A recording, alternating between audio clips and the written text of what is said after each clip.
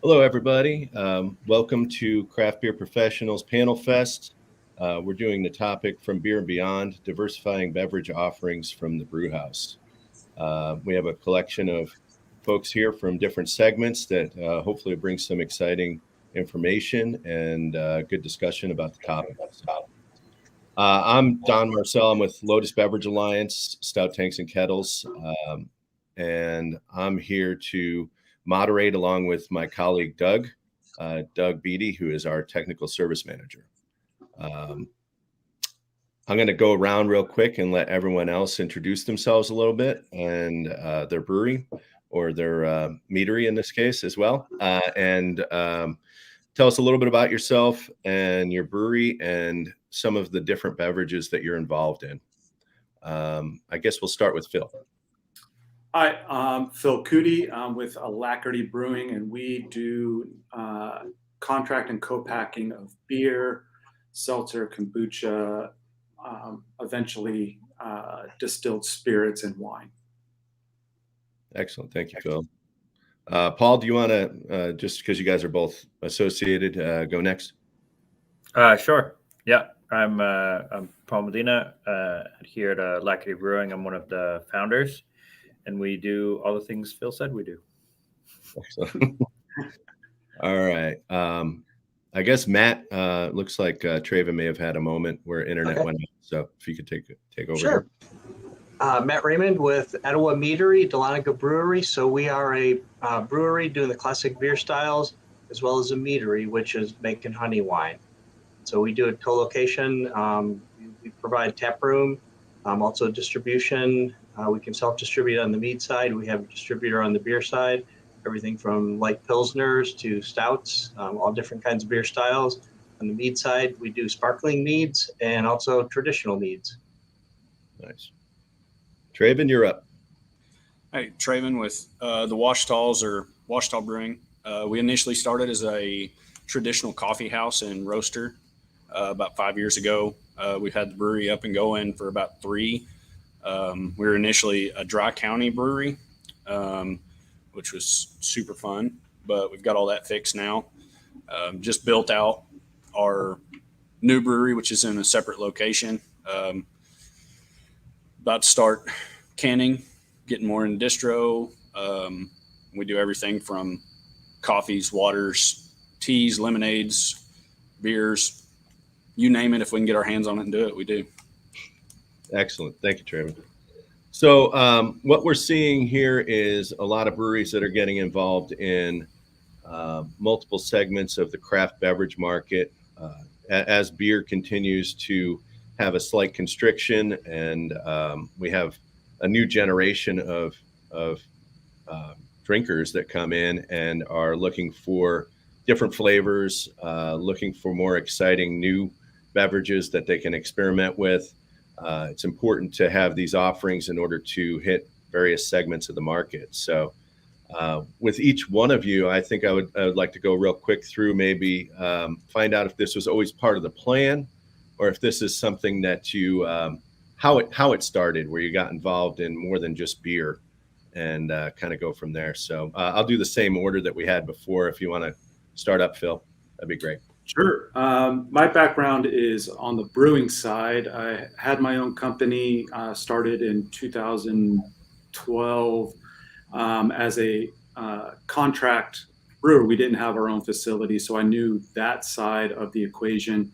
In 2016, I came on board at Speakeasy Ales and Lagers in San Francisco about a year after it was purchased from Hunters Point Brewery, and they had plans of keeping the Speakeasy side as a production legacy brand, and the Hunters Point brand was where I got to do more innovation and one-off beers that would be micro-distributed and available only in the tasting room. And it's a brewery that is about 75,000 barrels, 90,000 barrels of capacity. And so they needed to try to maximize that. So they brought on a bunch of contract brands. And my experience of dealing with, at one point, My original company had about 9 contract partners, so I knew that world pretty well. They had me recruit and bring in clients to help maximize the capacity here. About in the May of this year, Alacrity took over with a new business model of not only continuing the brewing side of it, but bringing in some of the hard kombucha, the non-alc kombucha, seltzers, spiked tonics. Eventually, as I mentioned in the introductions, we're going to venture into RTDs, so we need the distilling side license, and then possibly natural wines.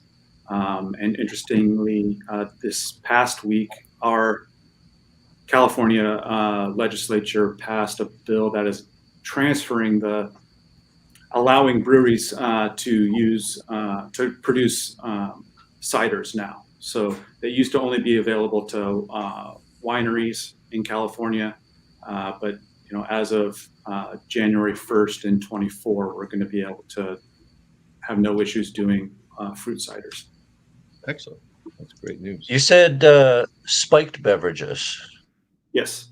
What is that? What does that entail? So it's just like a lot of things. It's marketing. It's not like as a brewery without a distilling license, we are not allowed to have hard alcohol blended into a beverage. The client that essentially is just a name. A spiked tonic is essentially a hard seltzer that is their whole business model is using organic flavors and the presentation. And so on the label, they just chose spiked tonics. Excellent. All right. I'm going to keep this moving here. Paul, do you have anything you want to add in there real quick or?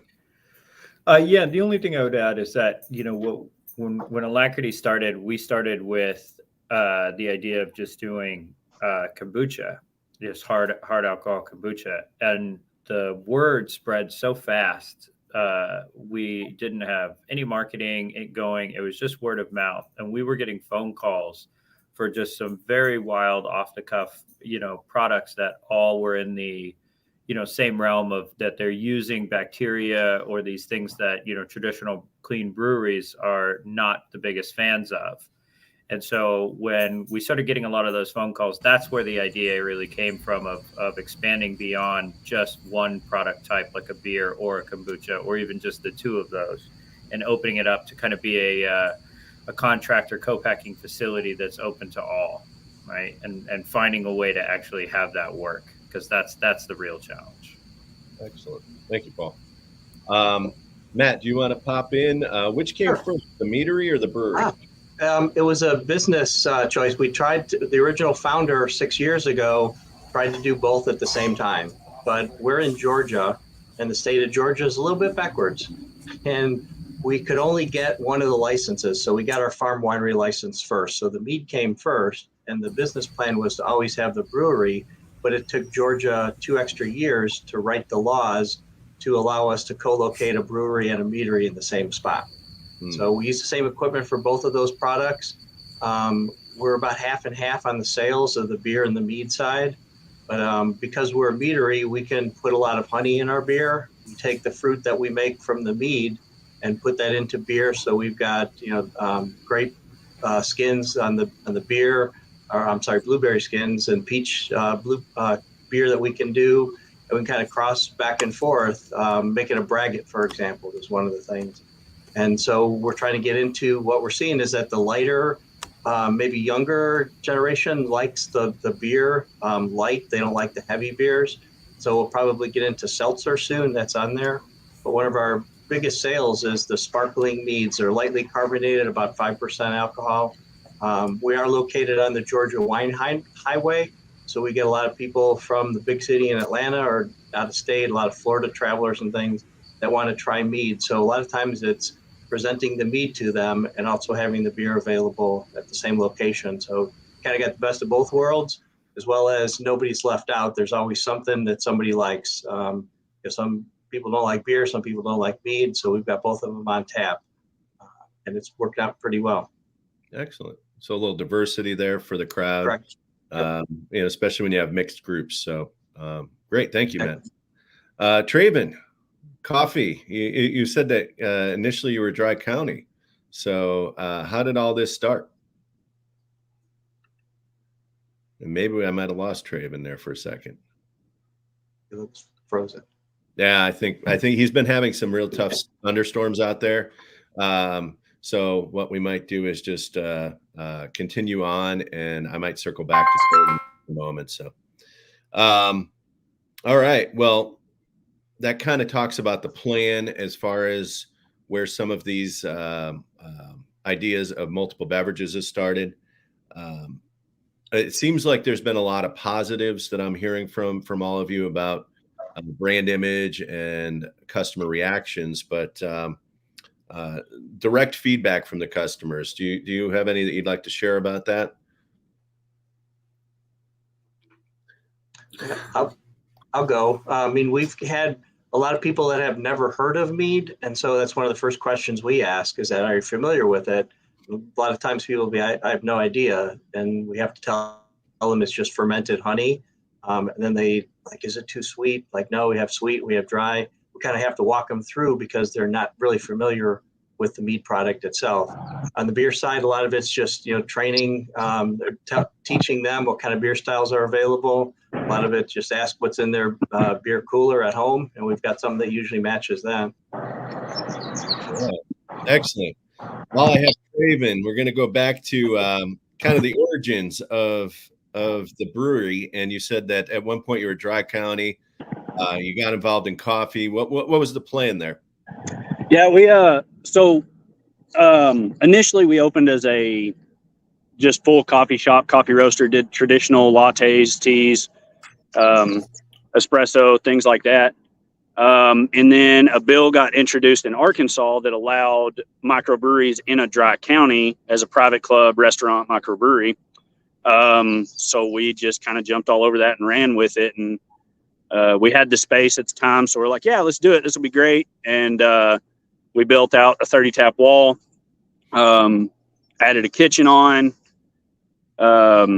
eventually got that up and going after some fun loopholes and things. Then we kind of outgrew that space, added a new one. Now we do large batch cold brews, beers, hard lemonades. We got a few people that come in and some locals that brew meads and stuff at home that come in and do larger batches on the 7-barrel system with us. We've just kind of slowly expanded and rolled into it.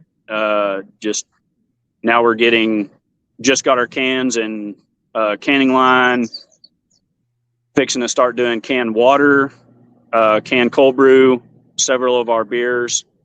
We already do like large batch, like cold lattes and things like that eventually will roll into cans and stuff. But starting it just kind of worked out, at the right time, and everything worked with us. So it's been fun and learning process for sure. 'Cause I knew the beer side of it but the coffee side, I had to learn how to roast coffee, but also like pulling traditional espresso shots on our slayers and things, and, making lattes and having them good and the same every time. And that's been, the biggest part of our deal is trying to do the most consistent and elevated we can in every food and beverage that we do, and trying to bring something excellent and something different to our area. 'Cause we're the closest brewery or really coffee shop to us is about an hour and a half in any direction you go. So we're kind of out by ourselves. It's nice to have a footprint there. Yeah. So you just got the canning line. Is everything that you've been selling up until now just on premise, or do you distribute draft anywhere? Our first few years was just on premise. But once we finally got the county to go wet, we've been distributing for about a year now. With a distributor. So we've got, I think, close to 100 tap handles around the state now. And we just picked up part of Oklahoma as well. So it's just been draft currently, and we're hoping to roll out 6-packs and things like that starting in, the next week or two. Does that include coffee? Are you doing just kegs of cold brew too? We've done kegs of cold brew and done nitro systems, but we're going to be doing canned cold brew also and stuff like that. And then eventually potentially looking into like the canned like lattes and things like that, just seeing kind of where we can go and what we can get away with. All right. Excellent. Thank you. I think going around again, a quick questions, just you have your initial equipment. What extra equipment did you need to get in order to do some of these? I know we have our standard brewing equipment that is universal for a lot of breweries or for a lot of beverages. Sorry, mead. Obviously, you can use a lot of beer equipment. In cider, you can use a lot of beer equipment. What other equipment has popped up that perhaps came from these specialty craft beverages that you're doing? Phil? Not necessarily any new equipment other than one major purchase, which was a tunnel pasteurizer. But the beverages that we are currently teed up to do have not required us to get any more equipment. It's pretty symbiotic with the traditional brewery, where you might need to pay attention to, as Paul alluded to earlier, with the microbes and different bacteria that could be going through here is we have 2 canning lines. But we currently only have one kegging machine.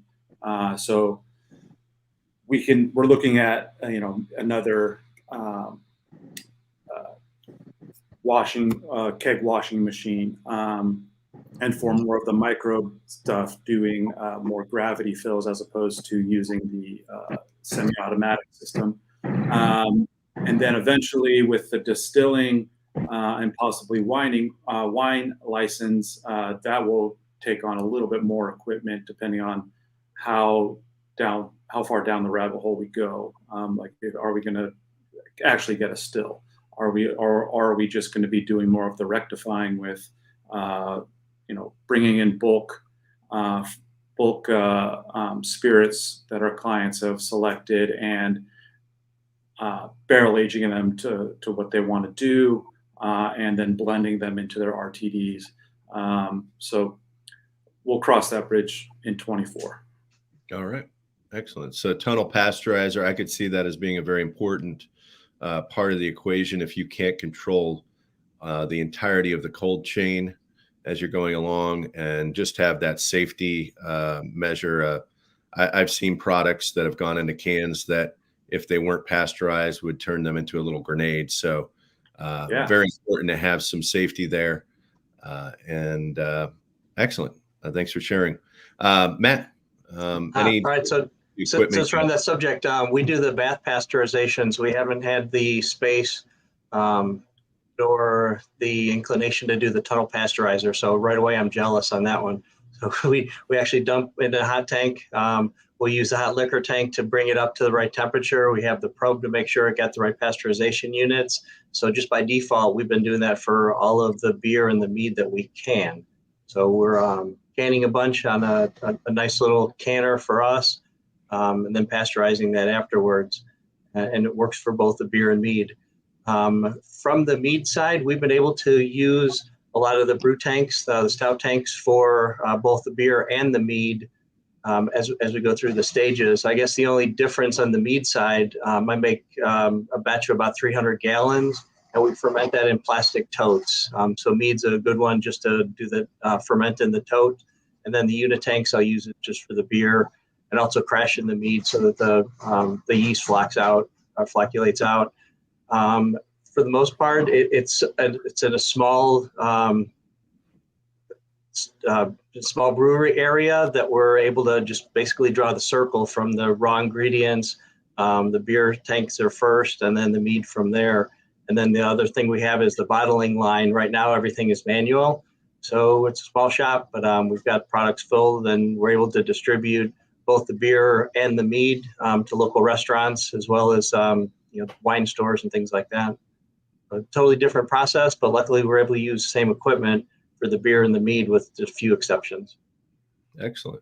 Now, Matt, are you doing just cans, or are you cans and bottles? Cans and bottles. So on the mead side, the traditional mead is all bottled. I have to use a lenticular filter for that, and we go from a filter at 5 different times down to a 0.35 just to make sure all the yeast is out before it goes in the bottle.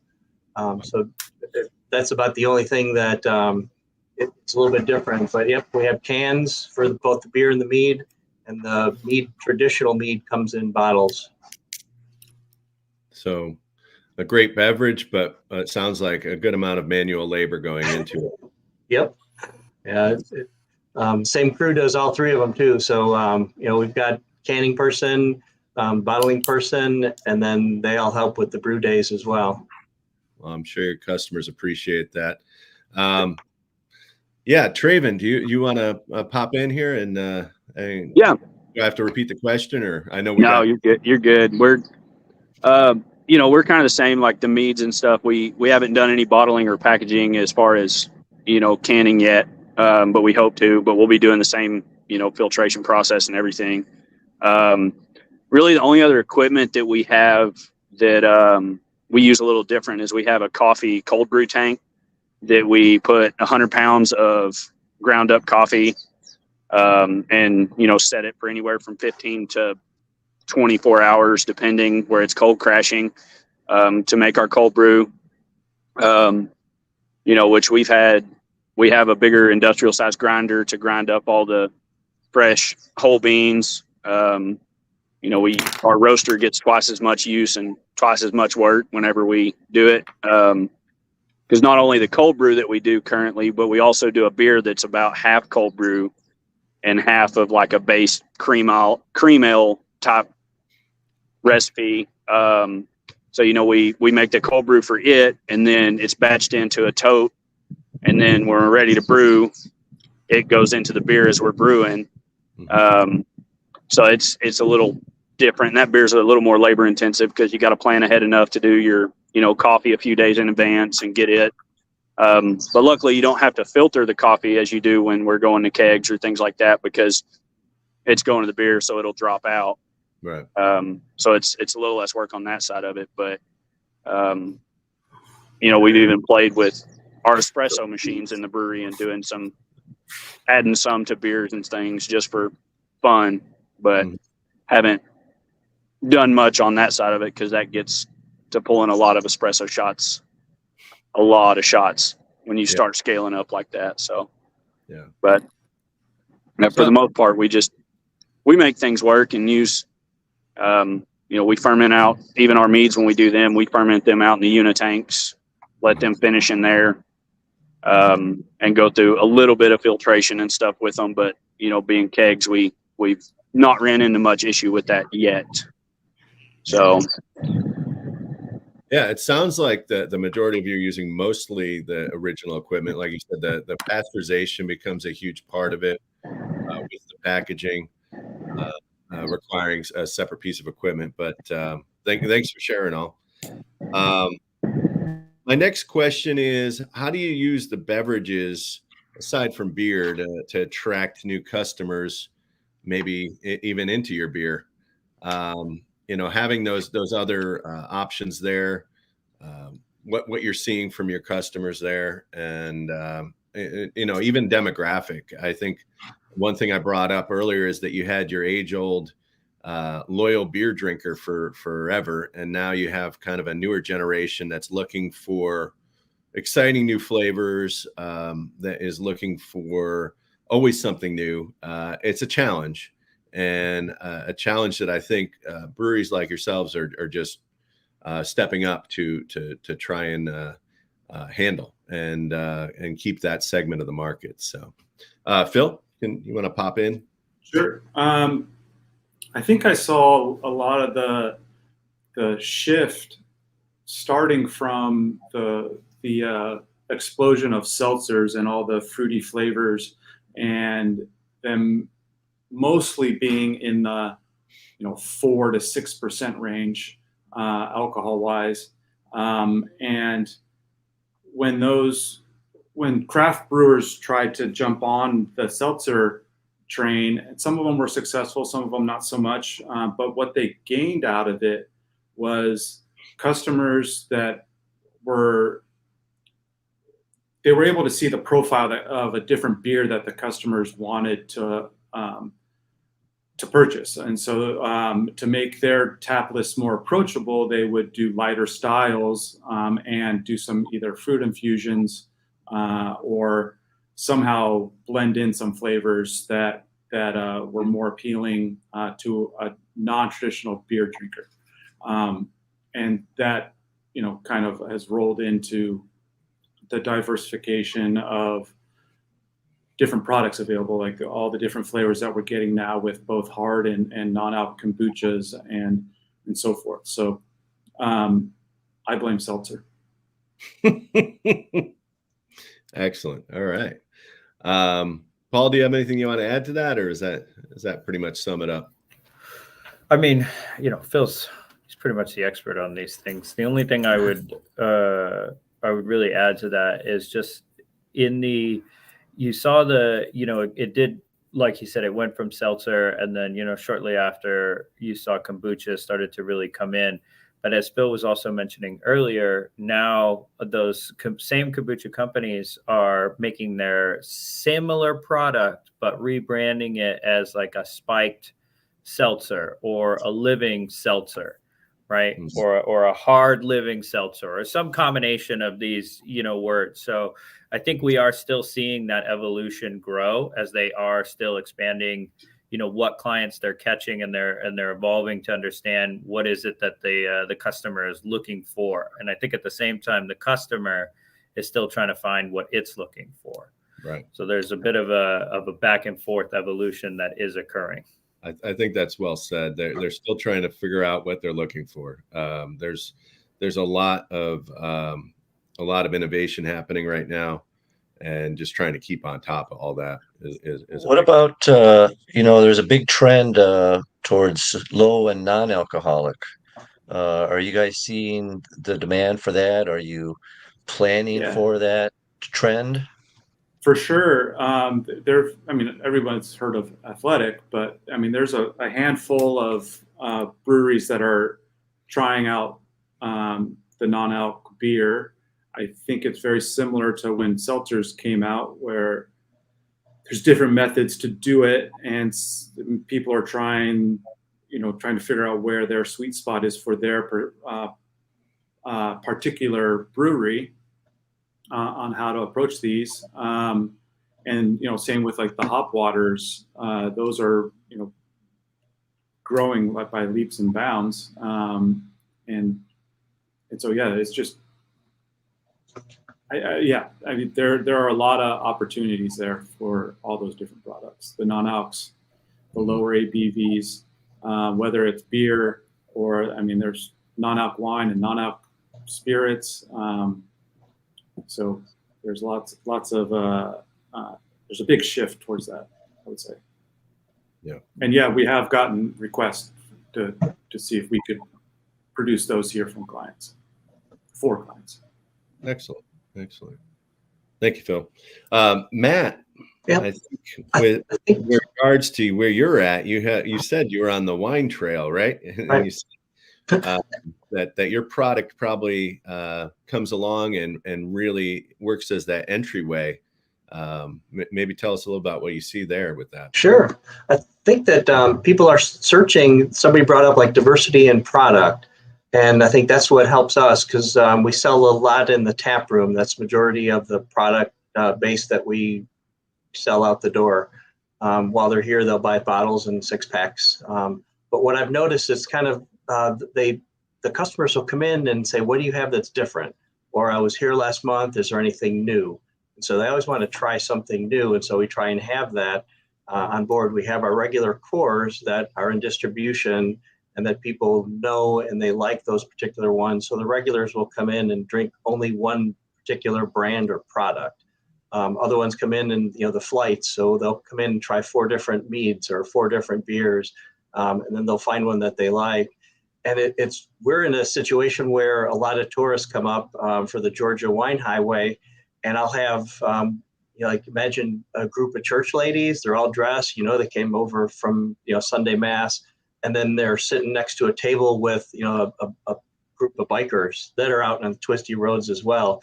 So it's real diverse, and they each come and they like the product that they're trying, whether it's the wine, whether it's the beer. What I have noticed is that the trend towards the heavy, high IBU, the strong beer, extreme beers, those don't sell well anymore, at least in this area. So they're going for the lighter ABVs. Our session mead is lightly carbonated and it's 5% alcohol. We tell them it's like an adult juice box, and they light up and they love it. So it pretty much varieties. We recently implemented mead slushies. And so on Thursday night, when the younger crowd comes in and plays trivia, slushies are going, just like crazy. So we've got mead slushies now, and they want to know what are the flavors, what's new on that one. So we try and give them various choices that they can have, as well as the cores that they know are always around. Mm-hmm. Yeah, I can't imagine that during the heat that you're experiencing down there. Yep. It's got to be just a big hit. So awesome. They light up. Yep. Thanks, Matt. Traven? Yeah, we're kind of the same as Matt was saying. We're a pretty big tourist area, and we get tons of people coming ATV riding, hiking, scenic byways, all that. So we get a big diversity of it, and we get a lot of people that come in the morning, find out we have coffee, really good coffee, and then they're excited to find out that we have beer, food, everything. So I mean, we get a huge diversity from it, and we have. I think it helps having a lot of the different stuff, because we get people that come in at lunch for business meetings, and sit down and have coffees and lemonades and teas and stuff. But then they enjoy it so much, they'll come back that afternoon or the weekend or something and have a beer, watch performers, things like that. So we see a bunch of that. We don't see as much of the like the low ABV stuff. The stuff like sub 5% will sit on our wall 10 times longer than an 8 or 9, which we kind of always figured would be the opposite. But like you can't go wrong. Your light lagers, things like that, like those always move pretty well, long as they're good ones that we've done. But yeah, our stouts and our porters are probably the most consistent, not the most movement, but they always stay consistent, even summer, winter. We started doing a while back some like hard lemonades. We released one a few months ago that's Carney Man. It's a cotton candy lemonade that's about 6%, and we can't make enough of it to keep up with hardly, much less when we start canning. Because we just installed some 15-barrel fermenters to help with that, hopefully. But yeah, we see a huge diversity in there, and have people that come in and, even that don't drink or anything, but yet they can still come in and get coffee with, their friend and sit down with it while they have a beer or things like that. So we see a lot of it, and you never know what's going to be the it thing that day or that week. So it's just trying to keep up and stay with it. Hopefully figure it out and stay ahead and have enough. Well, it sounds like you're getting them at the beginning of the day and the end of the day, which is great. We're open from 7 in the morning until 10 at night, 6 days a week. Nice. At least. So thank you, Draven. Going back to what Phil said, he blames it all on seltzer. I have to admit, when seltzers first came out, I was researching and looking, at least in my state, trying to read a document that explained the legalities of seltzer and what licensing you needed in order to do it. And I was more confused after reading it than when I first started, especially since it talks about where the sugars are derived and how you have to have 50% of your sugars coming from grain or fruit, or if you're not sure, then you have to get a distiller's license. All sorts of different things that are involved in it. But I think it brings up the question of you all are pioneers getting involved in multiple craft beverages, keeping the masses happy with different flavors. How hard was the navigation of your legalities there with your state? I know each state is drastically different. I mean, going to Matt's situation, saying, "Oh, it took an extra 2 years." Just hearing a little bit from each of you on what you've gone through, what you foresee as maybe your state's going to change, because these beverages are becoming more and more popular. They can't make it so hard for people to get involved with them. So same order. I'll start with Phil. Yeah, it is to navigate just the licensing process alone, let alone what you're allowed to do with each license, is a lot to ask. We have a really active guild that is, I mean, we're in San Francisco, so that's fairly close to Sacramento, where the state guild is also housed. So we have a good relationship with the CCBA. Our guild has over 150 breweries involved, and the knowledge base there, if someone doesn't know the answer, the CCBA is, very helpful. But yeah, it's a web that you gotta get through, and knowing exactly what you can do. In California, we are fairly easy to, the alcohol industry is fairly easy to navigate. We've got a lot of benefits and opportunities that other states just, I don't know how they exist without, I don't know how we would exist without the opportunities that we have through our licenses. And being in another state, that would be very hard. Yeah, so it's a constant conversation with your associations that you're with, whether that's on a regional level, a state level, and even the national level. And the big push out here is to get equal rights that a winery can do for the different industries. So it's like wineries, for example, the California wineries, it was just inherent with their license that they could have direct to consumer shipping. Mm-hmm. It's been a battle for breweries to be able to do that. It took a pandemic for it to really push forward. So instances like that. And then the what types of beverages you can produce under what license. There was a lot of breweries that were, I think at a conference, the ABC said that they did like not really an operation to get people in trouble, but they just did basically a survey operations up and down the state, where I believe they visited close to 150 breweries, and about 120 of them were using fruit in their beers that they weren't allowed to do. Like it's an automatic $10,000 fine if they wanted to do it. But they were doing a fact-finding mission to figure out, is it something that what the breweries are talking about of not being able to produce cider, is it a real thing? And obviously, with the passing of the bill that allows breweries to do ciders beginning in January, it was a real thing. Yeah, and I might chime in on that. The brewery I worked at, early days cider, we had contemplated doing a separate facility just for the cider. In the end, the idea was that area would change into a distribution cooler area for warehousing.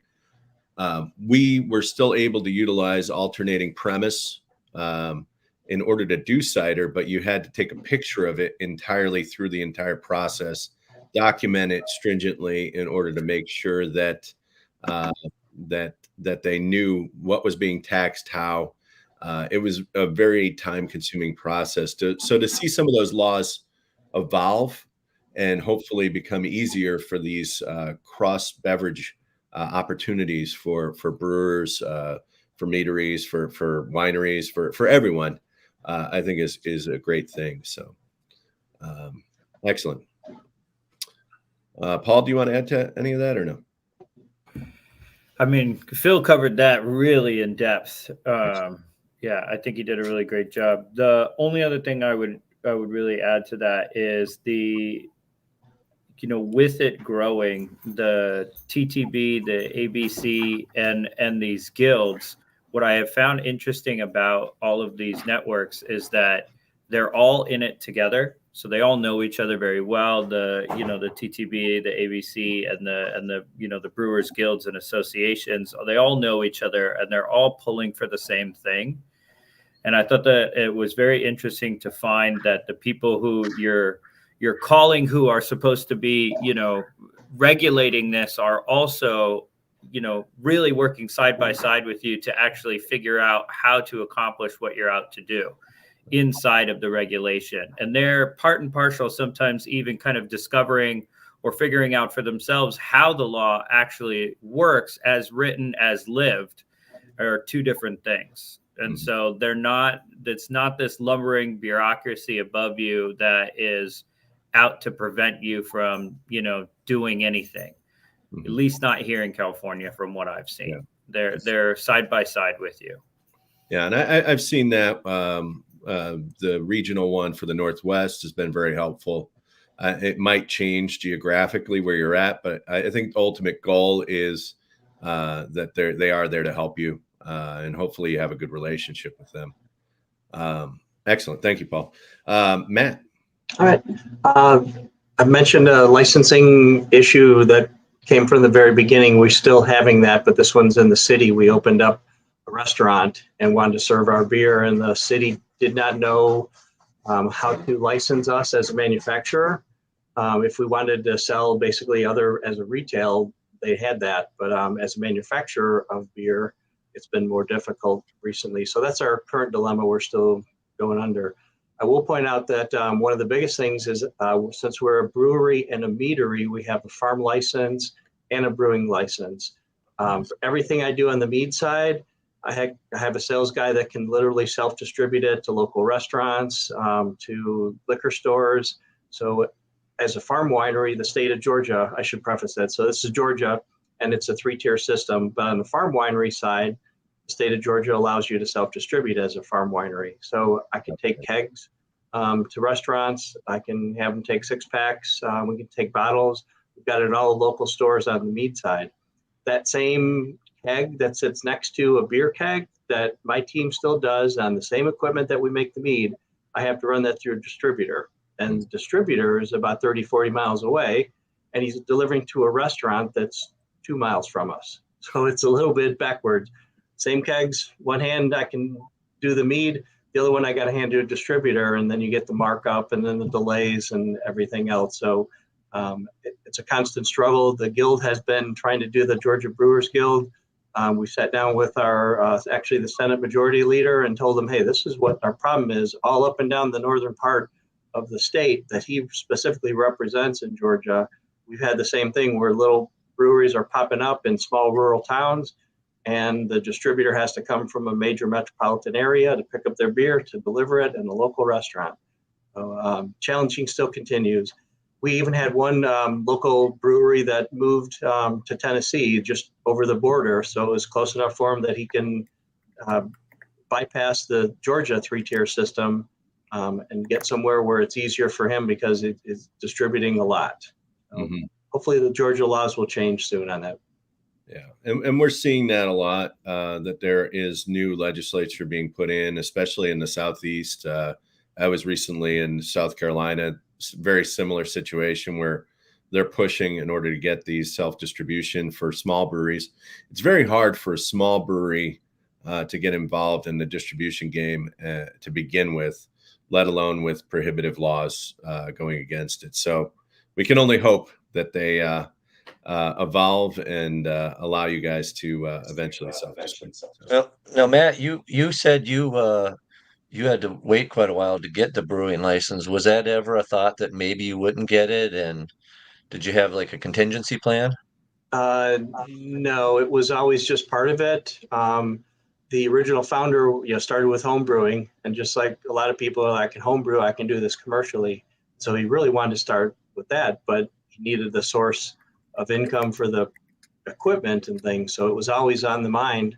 It just took the state of Georgia a little bit to get that. So we're going to go through with it, become a brewery. Same thing with the restaurant. We're just going to continue on, having people try to change what is, in this case, the city ordinances to allow us to sell there. But there's always a plan. In fact, I think some of you mentioned like distilling licenses. So in the back of our minds, that'll be the next thing that we do as well. But we've got a lot of stuff to tackle right now. So we'll be doing the distilling it in the future. Excellent. Thank you, Matt. Traven. Yeah. You want to chime in on this one, and then I'd like to hopefully leave the last 10 minutes for one more question for y'all. For sure. Yeah. When we initially started the brewery side, it was a nightmare because it was brand new legislation that no one knew. It was just kind of someone wrote it up, and it wasn't wrote up great.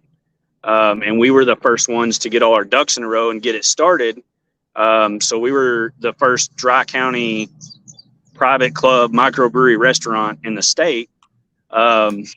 So when we were dealing with like the ABC and stuff, we're like, hey, can we do this? And they're like, no. Well, I don't know. Or they'd say, no, you can't do that. And I'm like, well, your rules here say that we can. They're like, oh, yeah, okay. So we had a lot of back and forth like that. I mean, they worked with us great, and we got it figured out eventually. But since we went wet, we had a really smooth, easy transition to, a real microbrewery now. And Arkansas has recently passed legislation to allow microbreweries to do RTDs and to self-distribute also up to 5,000 barrels a year. And that actually takes effect like tomorrow, I believe. Oh, wow. Today or tomorrow. And so we can distribute to all of our local restaurants, liquor stores, gas stations, things like that. Which before, with it and having to go through distribution, we have a restaurant just across the street, like literally just across the street from us, that if they wanted one of our kegs, it had to go on a truck with a distributor, go an hour and a half away, be put at their warehouse, come back an hour and a half, and then be sold to them, when I can walk across the road in 3 minutes with it. So that was a bunch of the headache with it, which that's been changed now. Finally goes into effect with the self-distro also. And plus, with us being in such a rural area, we just don't get much or see much help currently. And with just going to a wet county, that made a huge difference. We actually have distributors coming to us now instead of us having to chase them. But the legal side of it has been challenging, to say the least, because we're still in the process of trying to figure out with the RTDs what we can even do, how we have to go about it. Are we able to distill, or do we just have to bring totes of stuff in, or how that's going to play out in the future. And we're a ways from doing that, but we're just trying to get that figured out legally, how we have to go about doing that. So that's kind of our current hurdles and things, but having that you have great opportunity there. So yeah, hopefully that'll be easy to navigate when the time comes. Yeah. So yeah, we got about 10 minutes left. I just wanted to get each one of you up, maybe talking about these craft beverages, these new and exciting flavors. Maybe you had to learn a little something. Maybe there was a product that you thought was going to be real difficult that actually isn't very hard. What is real quick, maybe 2 minutes each, the easiest product that you've done that maybe you thought was hard, and then your favorite, maybe, like, what is the most attractive product that you have right now that people are going for? So, Bill. I would say the easiest product.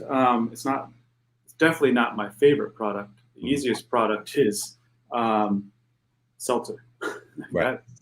That is That Oh, is, yeah, you can knock out 300 barrels of seltzer in 8 hours. It'd be quite easy. Favorite product is taking like delicate styles, like a rustic saison or something, and barrel aging it, and seeing that product evolve over the time. Like if you, or like making like a Solera project out of it or something, where you start with one barrel with some microbes in it, and each year you drain that barrel, and then the dregs, you drain it to about like 10 gallons left, and 5 gallons goes into the next barrel, and it inoculates, and you keep on going down the line. Each year you have a anniversary beer and something fun that evolves and can point back to a certain time, like whether it was the first beer you brewed, or something for your anniversary, or whatever it is. Those are the type of projects that I like. That's cool. Yeah, and I'm sure that barrel aged saison imparts a very high level of sophistication for the wine drinking crowd in the area where you're at, out in the Napa sure. Valley and whatnot. Yeah. So very neat. All right, excellent. I'm going to move on here. Matt. Okay. I guess the easiest thing is just a standard beer with Kveik yeast. I mean, that one's quick, easy, get it done.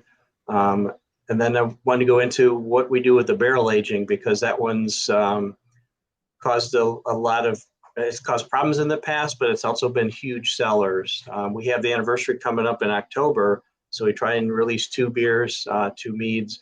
We've got a peach cobbler barrel aging mead, Granny's apple that's aging in apple brandy barrels, and those require some attention to it. It's also one where you have to keep on top of the flavor profiles and make sure that it's doing what you want it to do. One of the things that we enjoy doing, it requires some collaboration, but we partnered with a local tourist chocolate place and made what we call Happy Camper. It's toasted marshmallows. It's like a s'mores beer, using that local chocolatiers product. And so it ties together the small little town where they can go and buy chocolate from him, and then the beer that we do once a year with as well. But I think the barrel aging, we had at least one where it picked up off flavors, and the beer just didn't do well and to dump it. We've all experienced that. So those are kind of the difficult things usually in the barrel aging process. The other thing that we like to do is, creativity with the slushy machines. I have got college kids that work here that I give them the ability just to come up with a recipe, be creative, and it kind of covers all generations. And those have been a big seller. So creativity is the fun part as well. Excellent. Thank you, Matt. I think that's an important thing. Bringing in a larger, diverse group, letting them get involved in it, I think is huge for that. You never know where your next flavor is going to come from. Traven. Yeah, our easiest and probably like prettiest that kind of draws people's attention is the cotton candy hard lemonade, because it's super bright pink, and it's one of those, if you're at a festival or something and you pour one, people are coming over and like, I want the bright pink stuff. That's it, and that was one we come up with. It was just something we're like, you know what, let's throw cotton candy at this and see what it does, and then it just took off. Traven, I'm so stealing that for a mead flavor. I wrote it down already. Go for it. It has done phenomenal. And it's super easy, and that's, it's basically a seltzer. So, like Phil said, you can crank those out easy. It's not my favorite to make, but that's the one that, stays consistent and does a lot and pays the bills. So we'll go with it. Awesome. Some of our hardest one is probably our rise and grind, which is the half cold brew and half beer. And it's not necessarily difficult. It's just because of the amount of cleaning and prep time and things like that, roasting and grinding and setting up the cold brew, cleaning those tanks, everything like that. We've done a few barrel aged things. We haven't got into that a whole lot. That's kind of one of our hopes for the future, is to get a good barrel program going and stuff.